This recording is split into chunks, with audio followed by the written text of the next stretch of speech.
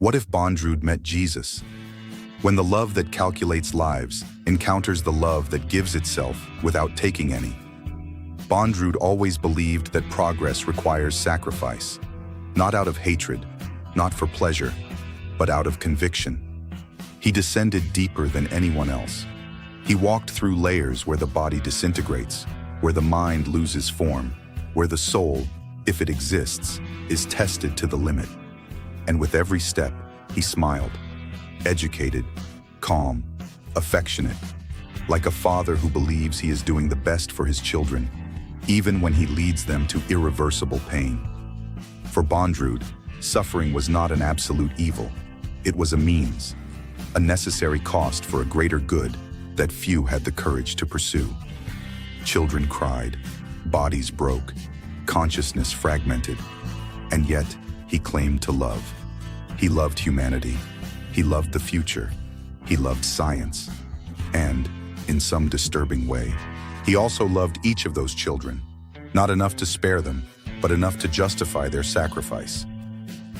At the bottom of the abyss, where light no longer reaches and hope becomes an abstract concept, Bondrewd continued to advance. Masks exchanged, bodies replaced, identities dissolved. Everything was functional. Everything was necessary. Everything made sense within the logic he constructed to survive his own consciousness. Until, in a silent descent, something uncalculable happened. There was no alarm. There was no dimensional rupture.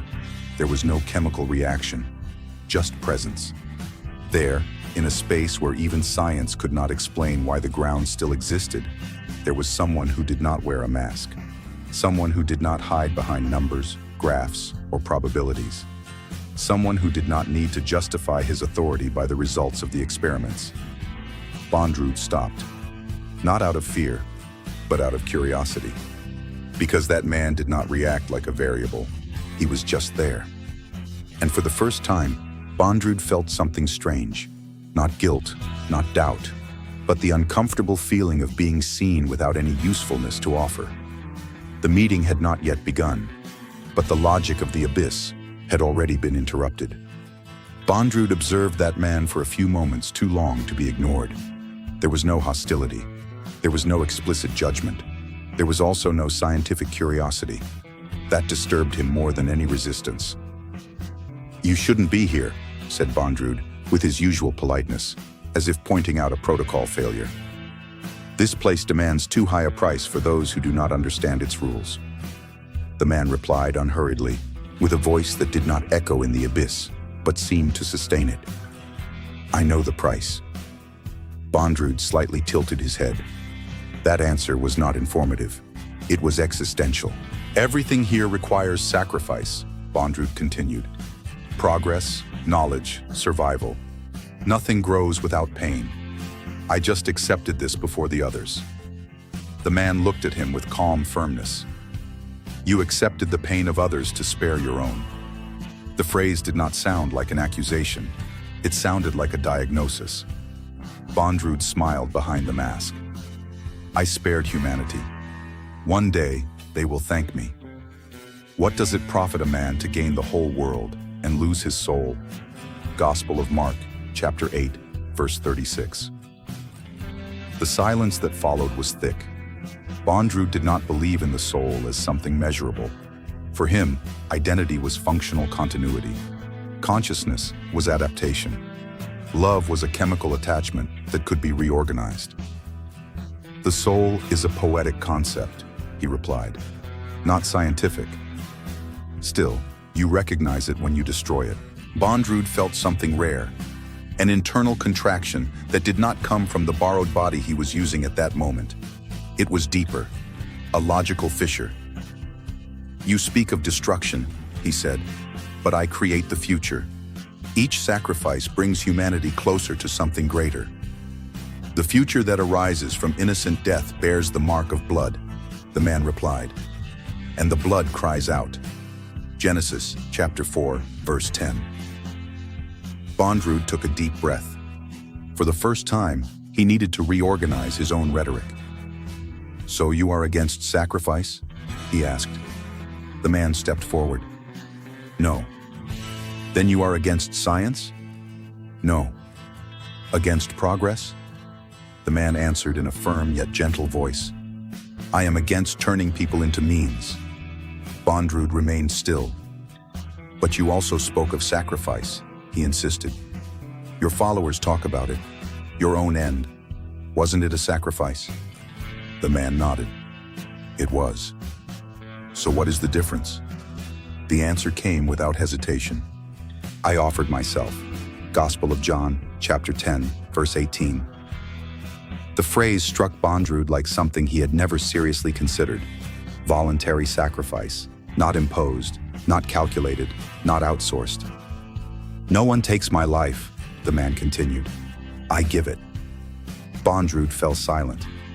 In his logic, sacrifice always required someone weaker, someone replaceable, someone who could be convinced that suffering had meaning. The idea of someone taking on total loss out of love shattered the entire equation. You could have chosen another path, Bondrewd said, almost as a reflection. Absolute power, domination, control. The rulers of nations dominate over them, the man replied. But it will not be so among you. Gospel of Matthew chapter 20, verses 25 to 26. You chose to lose. I chose to love. The word echoed differently down there. Love not as affection, not as attachment, but as selfless surrender. Bondrewd felt something he had never felt before in front of a failed experiment.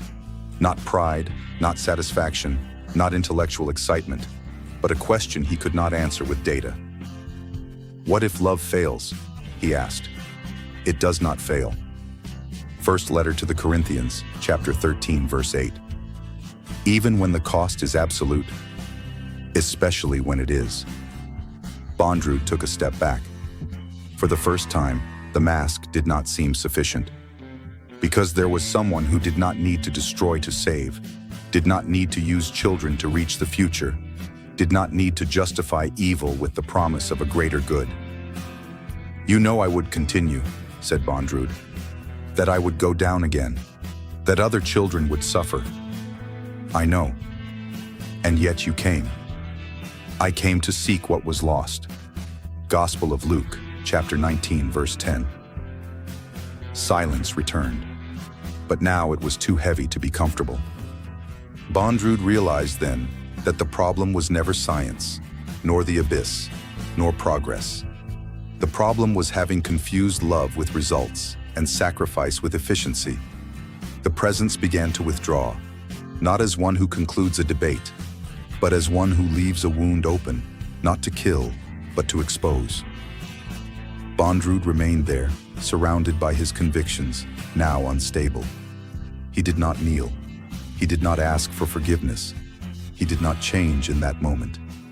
But something essential had been broken. The certainty that ends justify any means. And now, this story also ceases to be about Bondrewd. Perhaps you have never done harm in the name of science. But perhaps you have already justified hurting someone in the name of a greater good. Perhaps you have called love that which required others to bleed for you to continue advancing. The gospel does not reject sacrifice. It redefines it, not taking from others, but offering oneself. Christ does not ask you to destroy someone to prove love. He asks you to stop using people as stepping stones. In this, we know love, that Christ laid down his life for us.